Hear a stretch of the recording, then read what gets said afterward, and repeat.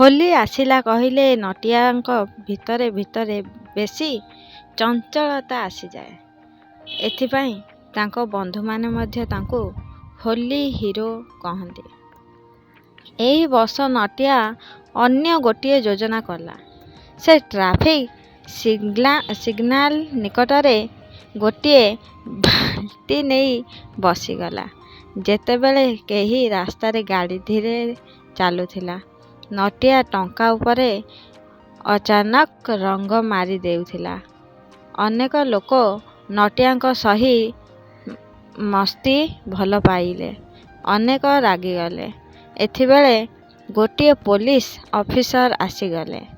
Officer ଜମା କ୍ରୋଧରେ କହିଲେ, ଆଉ ଏହା କ'ଣ ନୂଆ ହୋଲି ଖେଳ ନା ଟ୍ରାଫିକ୍ ସିଗ୍ନାଲରେ ବସି ଲୋକଙ୍କୁ ରଙ୍ଗ ମାରୁଛ? ନଟିଆ ଭାବିଲା କିପରି ବୁଝାଇବି। ସେ କହିଲା, ସାର୍, ମୁଁ ତ ଲୋକଙ୍କୁ ଏହିପାଇଁ ରଙ୍ଗ ମାରୁଥିଲି, ଯେତେବେଳେ ସେମାନେ ସିଗ୍ନାଲ ଉଲ୍ଲଂଘନ କରି ଟ୍ରାଫିକ୍ ରୁଲ୍ ଭଙ୍ଗ କରୁଥିଲେ। ଏହି ରଙ୍ଗ ଅଟେ ଟ୍ରାଫିକ୍ ଆଲର୍ଟ। ପୋଲିସ ଅଫିସର ଅଟକିଗଲେ। ସେ ଅଟେ ହସି କହିଲେ, ବୁଝିଲି ନଟିଆ, ଏତେ ଅତୁର ହେବୁନା।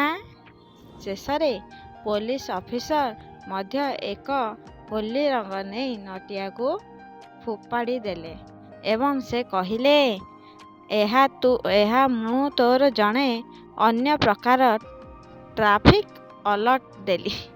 ସେହିଦିନ ଠାରୁ ନଟିଆ ଟ୍ରାଫିକ୍ ସିଗ୍ନାଲ ଉପରେ ବସି ରଙ୍ଗ ମାରିବାକୁ ଛାଡ଼ିଦେଲା।